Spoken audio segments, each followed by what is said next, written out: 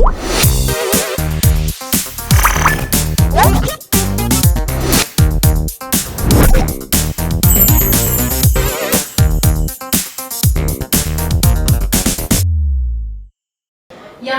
Tubal blockages అంటే మీరు conceive అవ్వడానికి ట్యూబ్స్ రెండు కూడా అంటే న్యాచురల్ గా కన్సీవ్ అవ్వడానికి ట్యూబ్స్ రెండు కూడా బాగుండాలి అని అంటారు. కానీ ట్యూబ్స్ బ్లాక్ అవ్వడానికి అసలు మేజర్ రీజన్స్ ఏంటి? సో నార్మల్గా చూసుకుంటే మనకి ట్యూబర్కులోసిస్ అనేది ఒక పెద్ద బిగ్ మహమ్మారి మనకి ఇండియాలో. ట్యూబర్కులోసిస్ అనేది చాలా చాలా చాలా చాలా రేర్ వెస్టర్న్ కంట్రీస్లో. మనకి ఏంటంటే ట్రాపికల్ టెంపరేచర్ వల్ల అండ్ మన అట్మాస్ఫియర్ ఎలాంటిది అంటే బ్యాక్టీరియా కానీ వైరస్ కానీ కట్టకట్టగా గ్రో అయిపోతాయి. ఓకే, సో అలాంటిది ట్యూబర్కులోసిస్. సో ట్యూబర్కులోసిస్ ఏంటంటే దానికి ఇష్టమైనవి ఒకటి లంగ్స్లో వస్తుంది, తెలుసు కదా, కాఫ్, క్షయవ్యాధి అంటారు.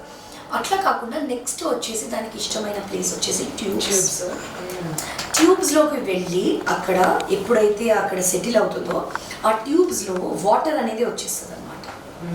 ట్యూబల్ బ్లాకేజ్ లాగా హైడ్రోసాల్ఫింగ్స్ అంటారు దాన్ని.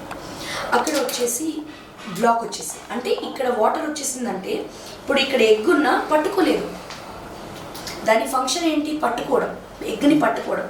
వాటర్ రావడం వల్ల అది పట్టుకోలేదు. దానివల్లనే అక్కడ కొన్ని రోజులకి ఆ వాటర్ వెళ్ళిపోయినా కూడా బ్లాక్ వచ్చేస్తుంది. సో అంటే ట్యూబ్ కంప్లీట్గా బ్లాక్ అయిపోయినట్టు. సో ఆ ట్యూబల్ బ్లాకేజ్ అనేది ఇక్కడ వచ్చేస్తుంది. అక్కడ ఏమైంది, 50% of the chances of conceiving naturally తగ్గిపోయింది, అంటే ఒక బ్లాక్ వల్ల. అదే 2 బ్లాక్ అయ్యాయి అనుకోండి, 100% there is no chance of natural conception, అంతే కదా. But most of the time ఈ ట్యూబర్క్లోసిస్ బ్యాక్టీరియా ఇంకా పిఐడి అంటే పెల్విక్ ఇన్ఫ్లమేటరీ డిసీజెస్ అంటాం అనమాట. ఈ రకంవి ఎక్కువగా మనం బైలేటరల్గా అంటే 2 సైడ్ ట్యూబ్ బ్లాకేజెస్ వచ్చేస్తాయి ఎక్కువగా. సో ఈ వీటికితో మెయిన్ ప్రాబ్లం ఏంటంటే సిమ్టమ్స్ అనేవి ఉండవు. అంటే సపోజ్ పీసీఓడి అంటే ఇవి సిమ్టమ్స్. ట్యూబల్ బ్లాకేజెస్లో రిట్రోస్పెక్టివ్గా అంటే వాళ్ళు మనకు పిల్లలు పుట్టలేదు అనే కంప్లైంట్తో వస్తారు. రిట్రోస్పెక్టివ్గా మనం ఒకటి ఎక్స్క్లూడ్ చేసుకుంటూ వెళ్తే బ్లాకేజెస్ కనిపిస్తాయి. అప్పటి వరకు అంటే లోపల పెయిన్ రావడం కానీ లేకపోతే ఇంకా వేరే సిమ్టమ్స్, పీరియడ్స్ రాకపోవడం ఇవేమీ ఉండవు. డైరెక్ట్గా వాళ్ళు కంప్లైంట్తో రావడమే. ఎప్పుడో ఇన్ఫెక్ట్ అయిపోయి ఉంటుంది, అది కిడ్స్ కోసం ఎప్పుడైతే ట్రై చేస్తారో వాళ్ళు అది అవుతుంది. So it's a retrospective diagnosis, అంటే మనం వెనక్కి వెళ్ళి చూసి డయాగ్నోస్ చేసుకుంటే కనిపించదు. 95% ఆఫ్ ద కేసెస్లో దెర్ ఆర్ నో సిమ్టమ్స్. అప్పుడప్పుడు కింద పొత్తి కడుపులో లాగడము, డిశ్చార్జ్ రావడము అదంతా వేరే మళ్ళీ. దానివల్ల ట్యూబల్ బ్లాకేజెస్ రావు, అదంతా వైట్ డిశ్చార్జ్ అదంతా వేరే మళ్ళీ. సో ఈ infections pelvic inflammatory diseases like vaginal infections తో కూడా ట్యూబ్స్ బ్లాక్ అవ్వవా? చాలా రేర్గా, అంటే కొన్ని చాలా తక్కువ క్రిములు లోపల యూట్రస్ నుంచి వెనక వరకు వెళ్తాయి. అంటే అప్గ్రేడింగ్ రిట్రోగ్రేడ్ ఇన్ఫెక్షన్స్ అంటారు. అట్లా కాదు, ఇది డిసెండింగ్ ఇన్ఫెక్షన్. అంటే ట్యూబ్స్లో వచ్చి ఒక్కొక్కసారి గర్భసంచి లోపలికి కూడా వెళ్ళిపోతాయి. ఆ గర్భసంచి లోపల ఏదైతే పొర ఉంటుందో, ఎక్కడైతే బేబీ అతుక్కోవాలో ఆ పొరని కూడా తినేస్తుంది. ఆషర్మాన్ సిండ్రోమ్ అంటారు. ఆషర్మాన్ సిండ్రోమ్ అంటే ఇంకా ఫైనల్ స్టేజ్ అనమాట. గర్భసంచిలో కూడా ఇంకా బేబీ పెరగడానికి లేకుండా మొత్తం పొర అంతా తినేస్తుంది. అది ఫైనల్ స్టేజ్, అది చాలా కష్టమైన స్టేజ్ అనమాట. సో ఒక ట్యూబ్ ఓపెన్ ఉండేటప్పుడు ఎంతవరకు వాళ్ళకి అవకాశం ఉంటుంది? 50% ఛాన్స్ ఉంటుంది. బట్ ఆ 50%లో ఒకసారి లెఫ్ట్ నుంచి రావచ్చు, ఒకసారి నుంచి రైట్ నుంచి రావచ్చు ఎగ్ అనేది రిలీజ్. ఒకసారి లెఫ్ట్ నుంచి ఎప్పుడు వస్తుంది చూసుకొని ఏ ట్యూబ్ అయితే ఓపెన్ ఉందో ఆ ట్యూబ్లో ఉన్నప్పుడు ఐయుఐ చేసుకోవడం బెటర్. ఓకే, ఐయుఐ అంటే మనము కణాలు లోపల వరకు వేస్తాము అండ్ ఎగ్స్ కూడా రావడానికి, కొంచెం మంచి ఎగ్స్ బయట రావడానికి ఇంజెక్షన్స్ కూడా ఇస్తాం. సో ఎగ్స్ ఇంకా స్పర్మ్స్ దగ్గరగా తెస్తున్నాం కాబట్టి more chances of conceiving, that is IUI.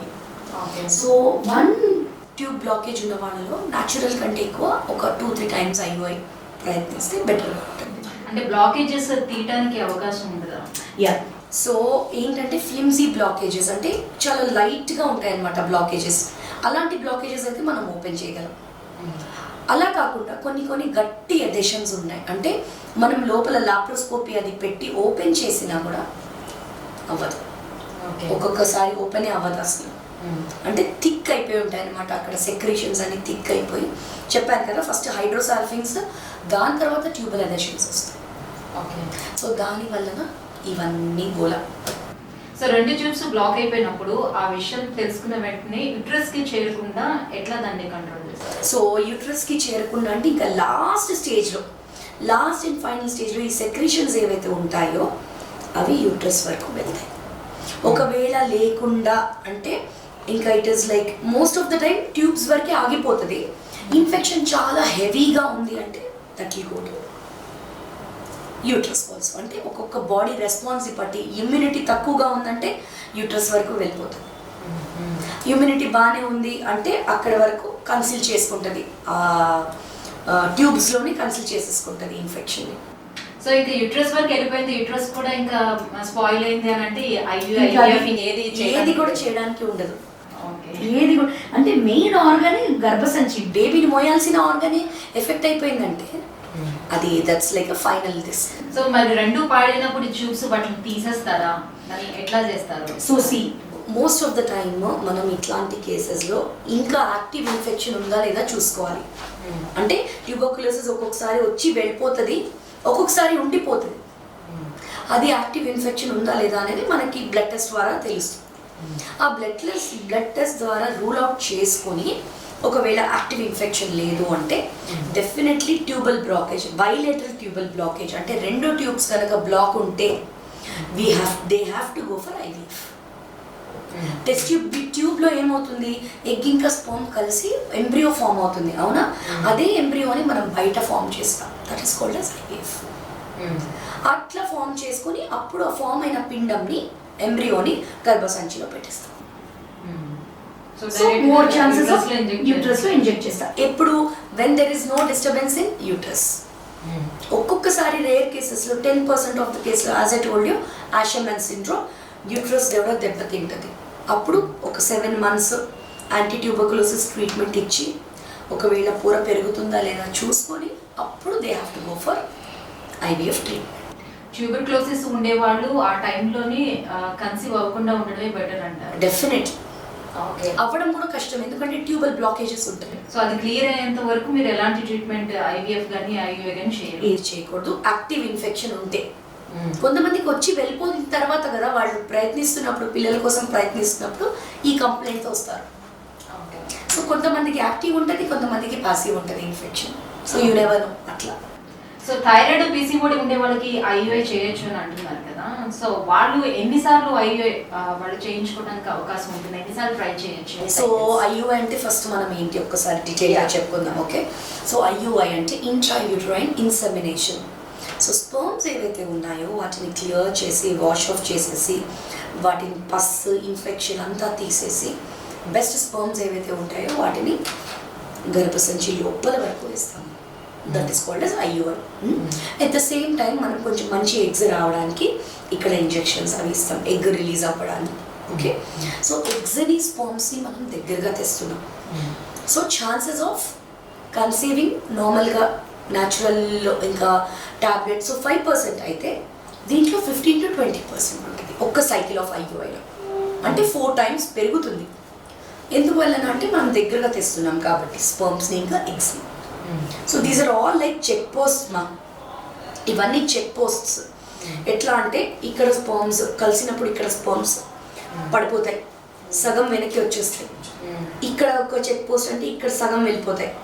ఇక్కడికి ఎగ్ వరకు వెళ్ళే లోపల వైదెన్ 30 million అంటే 5 వెళ్ళిపోయి లాస్ట్కి ఒక 10 million మంచి స్పర్మ్స్ లోపల ఎగ్ వరకు వెళ్ళగలుగుతాయి.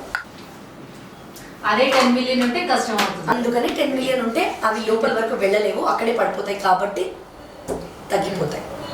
Chances of conceiving will be very very very less. అంటే ఇప్పుడు మగవారిలో స్పర్మ్ మోటిలిటీ తక్కువ ఉండేటప్పుడు IUI వర్క్ అవుతుంది. మోటిలిటీ తక్కువ ఉన్నప్పుడు అంటే మినిమం వచ్చేసి మోటిలిటీ 40% ఉండాలి, మినిమం మోటిలిటీ. ఇందులో కొంచెం తక్కువగా ఉన్న వాళ్ళలో మనం దగ్గరగా వేసిన కొంచెం మంచిగా ఉన్న sperms might go. That is why IUI percentage వచ్చేసి 1 సైకిల్లో ఓన్లీ 15 to 20%. ఓకే. సో ఎందుకంటే lot of ifs and buts చాలా ఉంటాయి లోపలికి వెళ్ళి ఆ స్పర్మ్స్ అటు వెళ్తాయా, ఎగ్ వైపుకి వెళ్ళవా లేవా అనేది ఇంకా that is destined. Okay. So IA చేయించుకునే ముందు మరి ఇద్దరు వైఫ్ అండ్ హస్బెండ్స్ ఎలాంటి పరీక్షలు చేయించుకోవాల్సింది? సో డెఫినెట్లీ వైరల్ స్క్రీనింగ్ అనేది చేయించుకోవాలి. హెచ్ఐవి, హెచ్బిఎస్ఏజీ, VDRL and HCV minimum viral screening అనేవి ఆ వైఫ్ అండ్ హస్బెండ్ చేసుకోవాలి. అలానే sperm analysis as I told you minimum వచ్చేసి మనకి 15 million is the cut off. హూ గైడ్ లైన్స్ ప్రకారం 15 million మినిమం ఉండాలి స్పర్మ్స్. మొటిలిటీ వచ్చేసి 40%, అంటే 60% పరిగెత్తకపోయినా కనీసం 40% ఫాస్ట్గా పరిగెత్తాలి. అండ్ మార్ఫాలజీ అంటే రూపురేఖలు, మనకి ఒక 2 కళ్ళు ముక్కు ఉన్నట్టు స్పర్మ్కి కూడా ఒక హెడ్, నెక్, టెయిల్ అన్నీ ఉంటాయి. అవన్నీ సమంగా ఉన్నాయనగా చూసుకోవాలి. అది 5% కట్ ఆఫ్. అంటే 95% బాగాలేకపోయినా ఒక 5% అయినా మంచిగా ఉండాలి. ఇది మినిమం క్రైటీరియా. ఈ మినిమం క్రైటీరియాకి కూడా తక్కువ ఉన్నవాడు చాలామంది ఉంటారు. అందుకని దే కాంట్ కన్సీవ్ న్యాచురల్లీ. అందులో వాళ్ళకి IUI అనేది ఒక 2-3 times ట్రై చేసుకోవచ్చు. చేసుకొని అప్పుడు కూడా అవ్వలేదంటే నెక్స్ట్ ఎనాలిసిస్ చేసుకోవాలి. హిస్ట్రోస్కోపియా అంటే గర్భసంచి క్లీనింగ్, కెమెరా పెట్టి చూసి క్లీన్ చేస్తారు హిస్ట్రోస్కోపీ. లాప్రోస్కోపీ అంటే పైన యూట్రస్ నుంచి ఒక చిన్న పోర్ట్ లాగా వేసి కీ హోల్ సర్జరీ, ఇంతే, no operation, only key hole లాగా ఒక సర్జరీ. అంటే 3-4 సైకిల్స్ చూసిన తర్వాత కూడా సక్సెస్ కావట్లేదు. రీజన్ ఏంటి, లోపల ఎట్లా ఉంది అనేది. Very simple. మనం ఇంట్లోకి వెళ్ళే ముందు క్లీన్ చేసుకొని దెన్ వీ డూ ఫంక్షన్ కదా. సేమ్ వే గర్భసంచి ఈజ్ ఆల్సో మెయిన్ ప్లేస్ కాబట్టి దానిలో ఎంబ్రియోస్ కానీ లేకపోతే IUI లాంటివి ఏమైనా చేయించుకునే ముందు ఫస్ట్ దాన్ని అది లోపల ఎలా ఉంది, దానికి ఇన్ఫెక్షన్ ఉందా, దానికి గోడ ఏమైనా ఉందా, సెప్టమ్ అంటారు, గోడలా ఉంటుంది మధ్యలో, గోడ ఏమైనా ఉందా, అతుకులు ఏమైనా ఉన్నాయా, ఇవన్నీ చూసుకొని క్లీన్ చేసుకొని then we have to go inside. So that is where infertility comes.